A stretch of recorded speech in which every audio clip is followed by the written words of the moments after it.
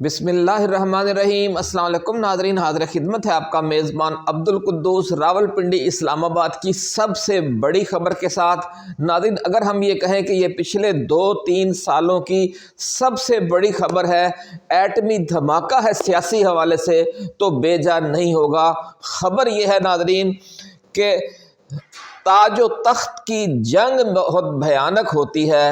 اور انتہائی لرزہ خیز بھی۔ اس راہ میں جانیں قربان بھی کرنا پڑتی ہیں اور جانیں لی بھی جاتی ہیں۔ یہاں تک کہا جاتا ہے کہ تخت تک پہنچنے کی سیڑھی اینٹوں اور پتھروں سے نہیں، لاشوں سے بنتی ہے، اور ان لاشوں پر قدم رکھ کر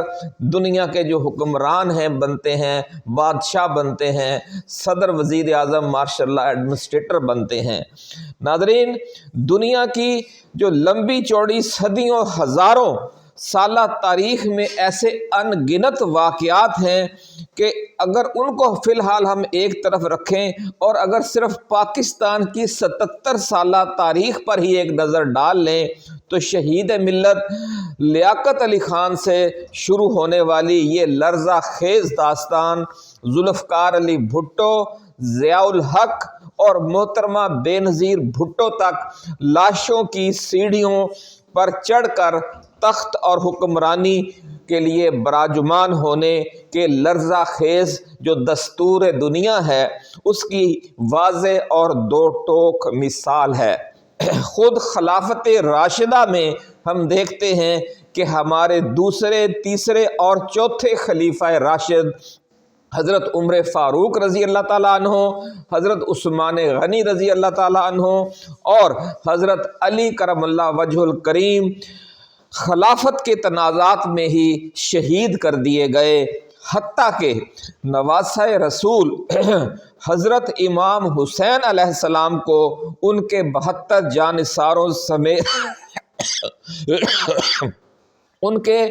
72 جانثاروں سمیت کربلا میں جام شہادت نوش کرنا پڑا۔ پاکستان میں بھی تاریخ ایک بار پھر اسی مقام پر آ کر رک گئی ہے اور اسٹیبلشمنٹ کے اور حکومت کے قریب ترین سمجھے جانے والے اینکرز اور یوٹیوبرز جناب ابصار عالم، جناب طلعت حسین، جناب جاوید چودھری اور جناب حامد میر نے پچھلے چند روز سے اس قسم کی خبریں دینا شروع کر رکھی ہیں کہ جن سے ظاہر یہ ہو رہا ہے کہ سابق ISI چیف فیض حمید سابق وزیر اعظم عمران خان کے خلاف وعدہ معاف گواہ بن گئے ہیں۔ بڑی خبر شیئر کر رہے ہیں ناظرین کہ سابق ISI چیف اپنی چمڑی اور اپنی دمڑی بچانے کے لیے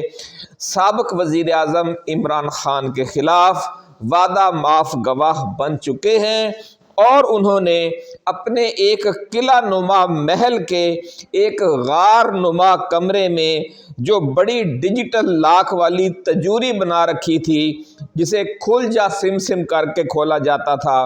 اس کے لاک کھولنے والے کوڈ فوج کے تفتیشی اداروں سے تعاون کرتے ہوئے انہیں فراہم کر دیے ہیں، اور اس کمرے نما تجوری کی فرش سے لے کر چھت تک بنائی گئی جو ڈیجیٹل لاکس والی الماریاں ہیں اور جو بھری ہوئی تھیں یورو سے، پاؤنڈ سے، ریالوں سے، ڈالروں سے اور نہ جانے پاکستانی روپوں سے، اربوں روپے مالیت کی یہ جو ملکی اور غیر ملکی کرنسی ہے وہ وہاں سے برآمد ہوئی ہے۔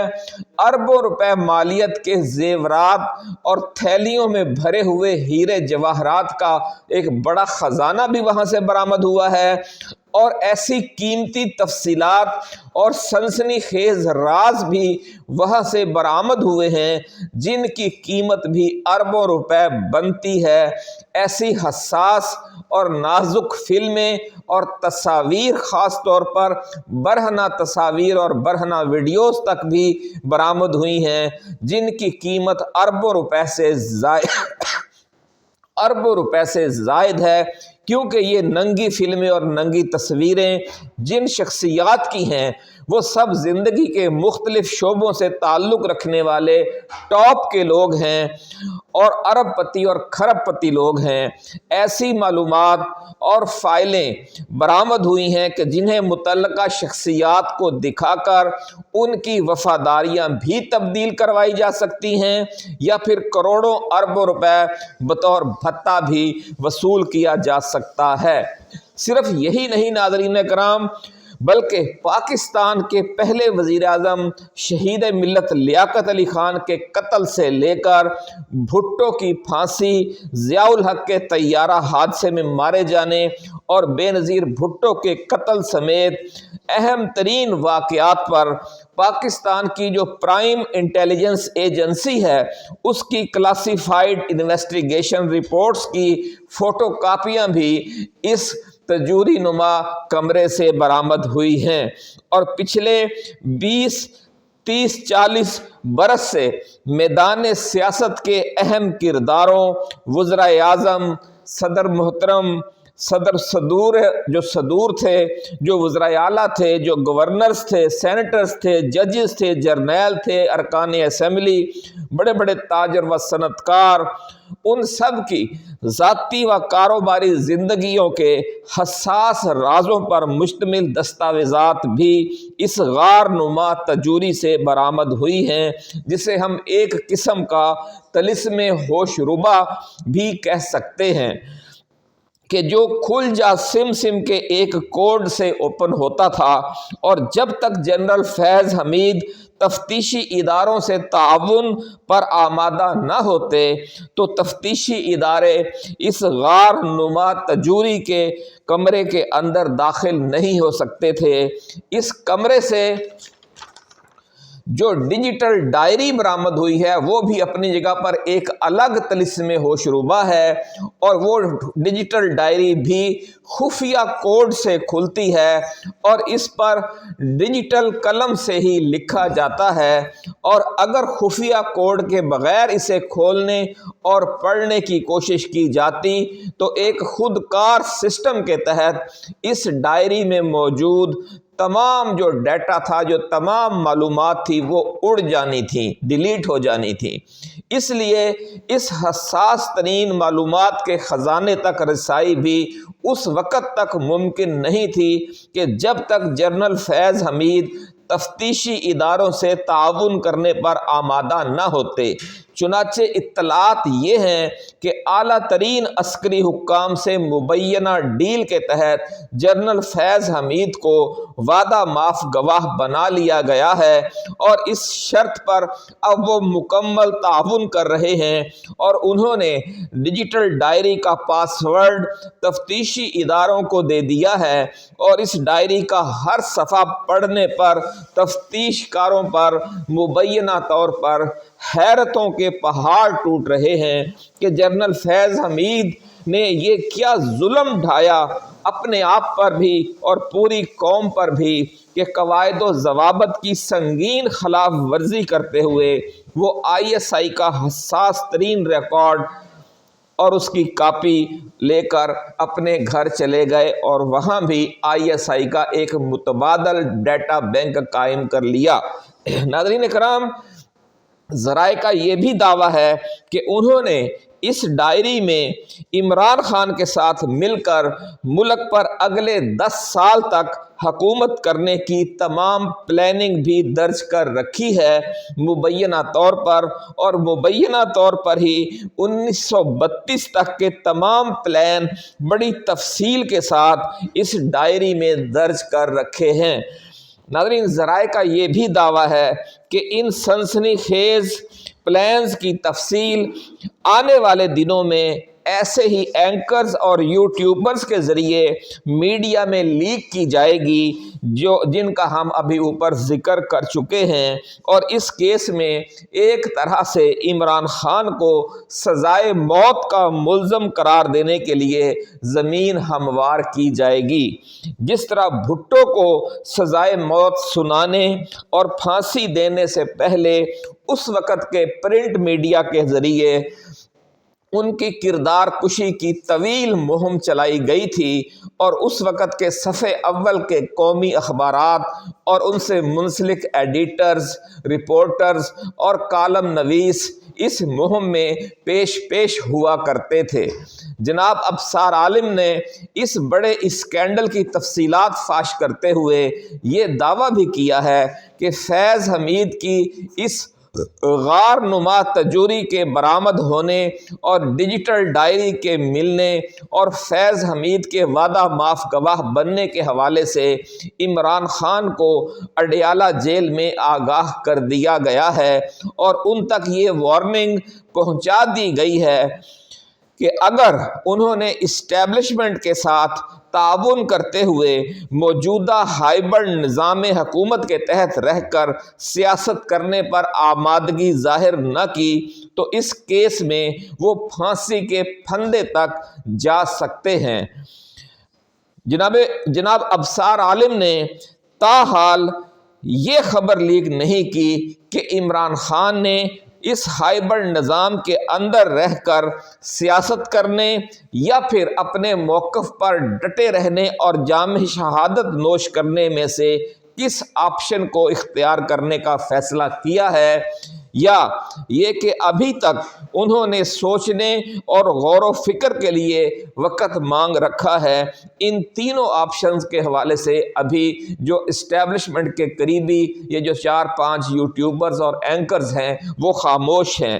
دوسری طرف ناظرین کرام، بعض ذرائع کا یہ بھی دعویٰ ہے کہ عمران خان کے خلاف یہ بغاوت کیس یہ جو بغاوت کیس ہے مکمل طور پر تیار ہو جانے کے بعد کپتان کی رہائی کے لیے دباؤ ڈالنے والے دوست ممالک خاص طور پر چین اور سعودی عرب کو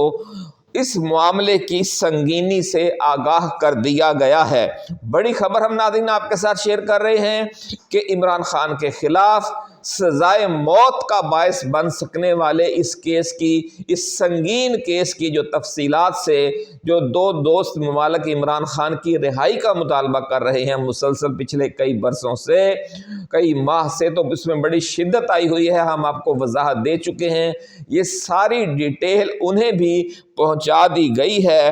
اور چینی صدر شی جن پنگ اور سعودی ولی عہد شہزادہ محمد بن سلیمان سے یہ کہا گیا ہے کہ وہ عمران خان کو راضی کریں کہ وہ آئندہ سیاست ہائبرڈ سسٹم کے اندر رہ کر کرنے پر تیار ہو جائیں تو اس کیس کو داخل دفتر کیا جا سکتا ہے۔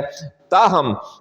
ذرائع کا دعویٰ ہے کہ دونوں دوست ممالک نے اس معاملے میں تاحال مداخلت نہیں کی اور خاموشی اختیار کر لی ہے۔ یوں محسوس ہوتا ہے کہ عمران خان کے ساتھ بات کرنے سے پہلے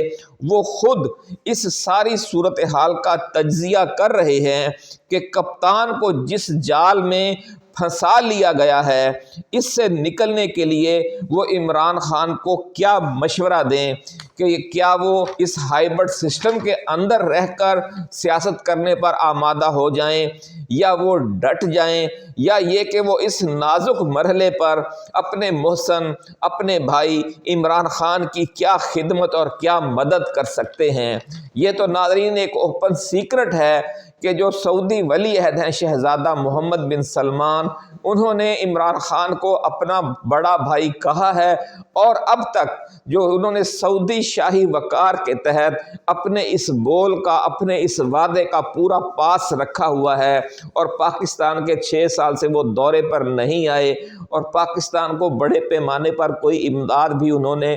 نہیں دی اور جو دفاعی ڈیل کی ہے اس حوالے سے بھی معاملات جو ہیں وہ ابھی بالکل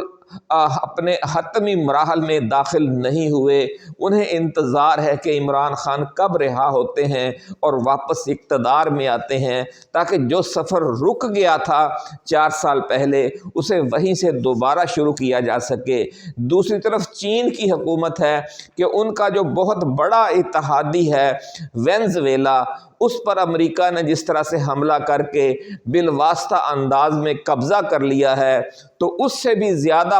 قریب ترین جو اس کا اتحادی ہے وہ پاکستان ہے۔ اور جب سے رجیم چینج ہوا ہے پاکستان کے ساتھ جو چین کی دوستی ہے اس میں بڑا مسئلہ پیدا ہو چکا ہے۔ اسی لیے چین بار بار حکومت پاکستان سے یا پاکستان کی اسٹیبلشمنٹ سے خاص طور پر یہ درخواست کر رہا ہے کہ آپ پاکستان میں ایک سیاسی استحکام پیدا کریں، کم از کم 10 سال کے لیے ایک ایسی حکومت لائیں کہ جو چاروں صوبوں اور خاص طور پر سی پیک روٹ پر حقیقی امن قائم کر سکتی ہو، ملک میں جو حقیقی صنعتی ترقی کے لیے قربانی دے سکتی ہو۔ تو ایسی حکومت یعنی وہ اگر نام نہیں بھی لیتے تو اس کا مطلب یہی ہے کہ آپ عمران خان کو واپس لے کر آئیں۔ اب یہ کتنا خوفناک ایک جال بن لیا گیا ہے عمران خان کے خلاف، اور بعض لوگ تو یہاں تک کہتے ہیں کہ یہ ساری نورہ کشتی ہے۔ فیض حمید پہلے بھی اسٹیبلشمنٹ کی ہی گیم کھیل رہا تھا جب وہ بظاہر عمران خان کا بااعتماد تھا، اور آج بھی وہ اسٹیبلشمنٹ کی ہی گیم کھیل رہا ہے اور عمران خان کا ساتھی بن کر عمران خان کو ایک ایسے کیس میں پھنسا رہا ہے جس جرم کی سزا بلا شبہ موت ہے۔ تو یہ بہت بڑا ایٹمی حملہ کیا گیا ہے عمران خان پر۔ آپ سے گزارش ہے کہ آپ بھی دعا کیجئے، ہم بھی دعا گو ہیں کہ اللہ تعالیٰ اس